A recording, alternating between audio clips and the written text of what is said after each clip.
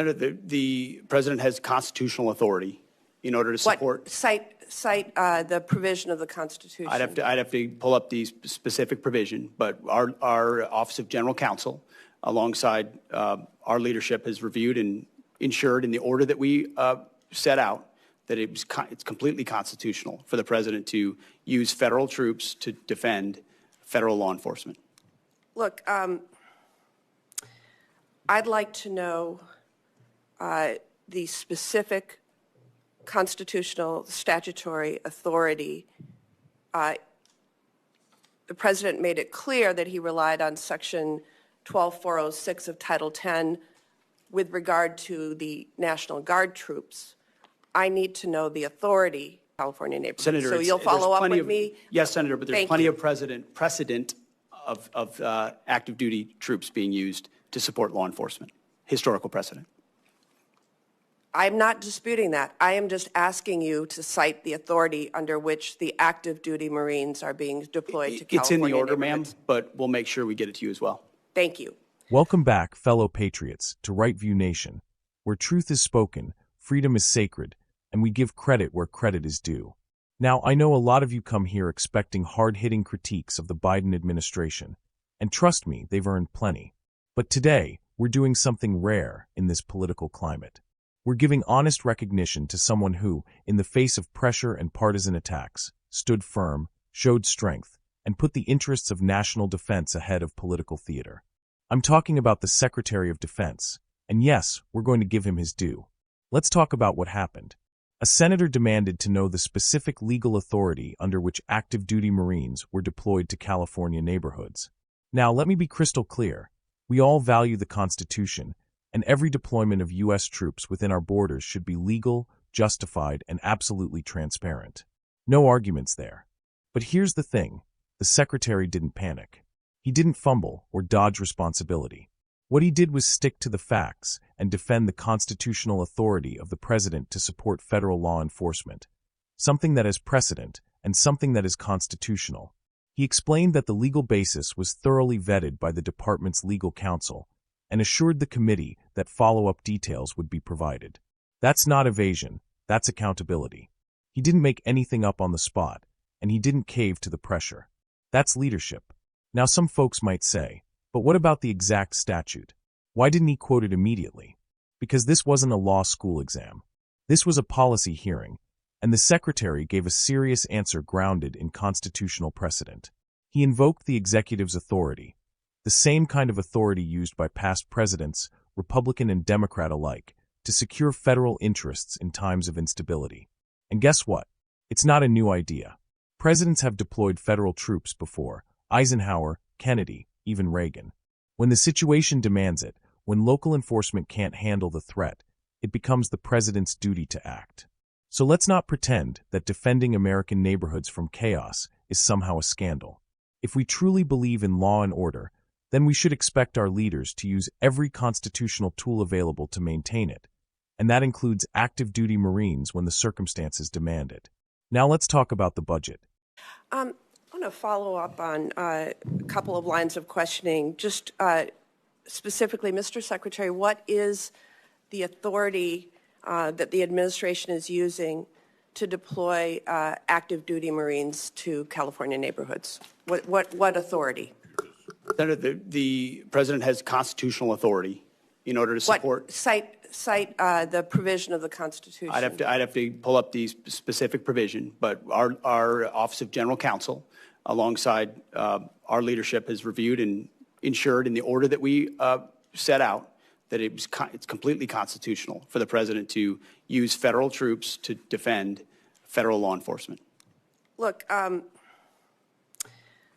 like to know the specific constitutional statutory authority. The president made it clear that he relied on Section 12406 of Title 10 with regard to the National Guard troops. I need to know the authority that he is relying upon in terms of active duty Marines being deployed to California neighborhoods. Senator, so you'll follow up with me? Yes, Senator, but there's plenty of precedent of active duty troops being used to support law enforcement. Historical precedent.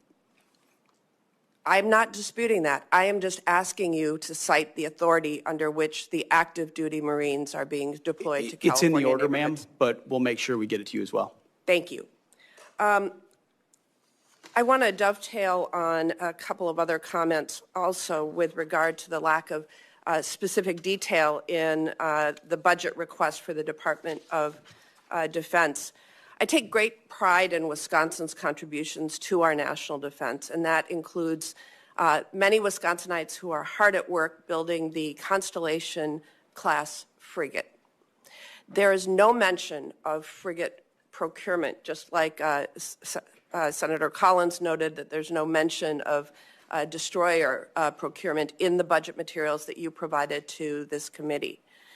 My state makes the frigate. I'd also note that there's no mention of the destroyers, as I said. So really, we are looking at a very incomplete budget request when we are just 4 months out from the beginning of the next fiscal year. Mr. Secretary, this committee takes the appropriations process seriously. I take the hard work of Wisconsin's shipbuilders seriously, and I'd like your commitment to provide this material to the committee expeditiously so we can do our work. Senator, we'll make sure you get all the information, but what I would say is this is a historic investment in shipbuilding, both the defense industrial base and ships. In Wisconsin, and particularly related to the frigate, it's been a program with a lot of problems and a lot of delays and a lot of modifications that have led to serious Navy challenges. has called for many modifications to the plan. I'm not saying that's it's all the fault of the shipyard. There are many ways in which modifications were made that changed an existing design so extensively that it led to a ship that was not even capable of the original mission it was supposed to execute. So our job is to make tough choices on some platforms like that may not be funded the way they were in the past, because we have to make some of those tough choices.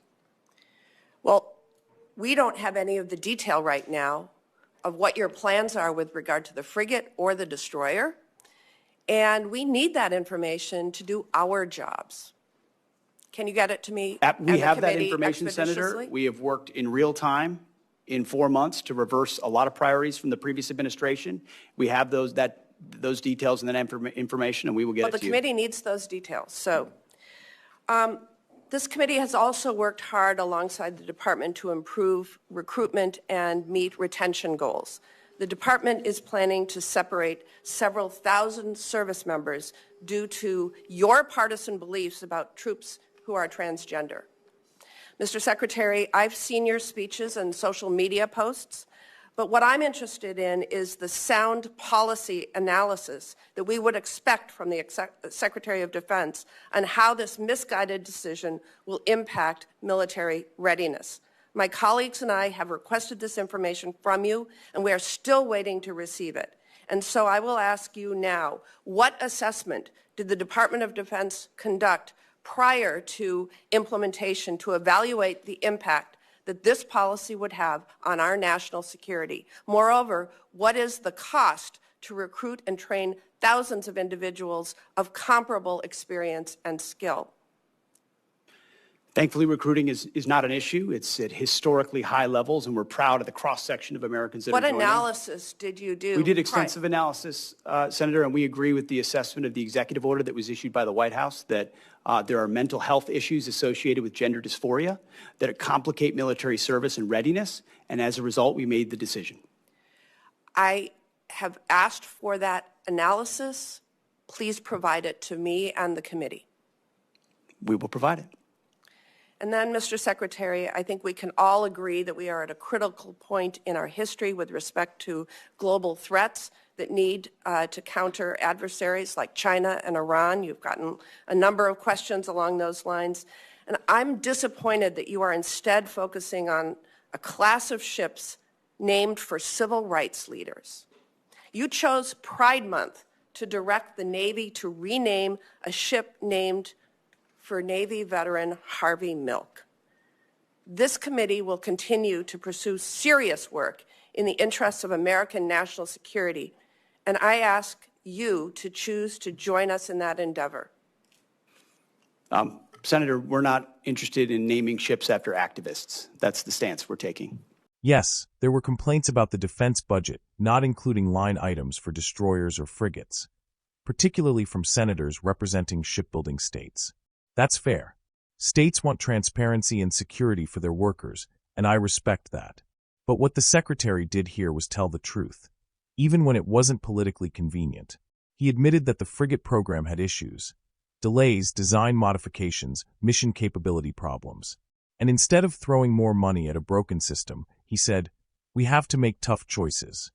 Now that takes guts. Too many people in Washington are willing to rubber stamp bad contracts just to keep the money flowing to their districts. But this secretary said, "No, we need results. We need accountability.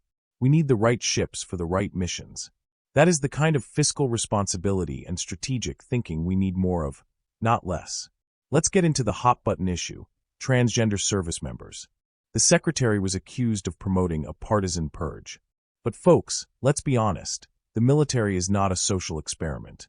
It's a war-fighting institution, and it's the job of military leadership to ensure readiness, cohesion, and mental fitness. When asked about the policy, the secretary pointed to real analysis, including studies linking gender dysphoria with mental health complications that could impact mission readiness. And rather than spouting emotion, he calmly stood by the department's assessment. That's leadership. He didn't insult anyone. He didn't launch a culture war.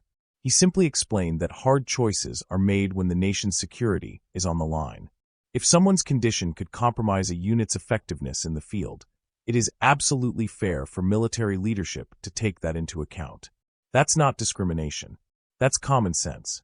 Now, yes, the senator took a jab at the Navy renaming a ship after civil rights figure Harvey Milk during Pride Month. And I get the frustration. People are tired of symbolic gestures that seem disconnected from military tradition. But here's what matters. One symbolic naming doesn't erase the real work being done. This administration and this secretary have put real dollars into strengthening the defense industrial base, improving recruitment, and modernizing our forces. That's the stuff that counts. While others are screaming about Twitter posts and virtue signaling, this secretary is overseeing real strategic shifts, reprioritizing resources, dealing with legacy program failures, and defending our military's operational integrity. Look, folks, here at Right View Nation, we believe in holding leaders accountable. But we also believe in giving credit where it's due. The Secretary of Defense showed clarity, control, and courage during that hearing. Did he have every single stat and quote memorized? No. But what he did have was a steady hand and a clear understanding of the department's mission. And more importantly, the willingness to defend hard decisions in the face of partisan criticism. America's military deserves leaders who aren't afraid to say no, who aren't afraid to admit when programs go off track, who aren't afraid to prioritize strategy over optics. And on that day, in that hearing, the Secretary of Defense earned a nod from us because he stood tall for our troops, for our Constitution, and for the security of the American people. That's all for now, patriots. If you believe in giving honest credit, in supporting strong military leadership, and in holding the line for America's future, then hit that like button, share this video, and subscribe to Right View Nation. Because around here, we don't follow the narrative. We follow the truth, no matter where it leads. Stay strong, stay brave, and stay unapologetically American.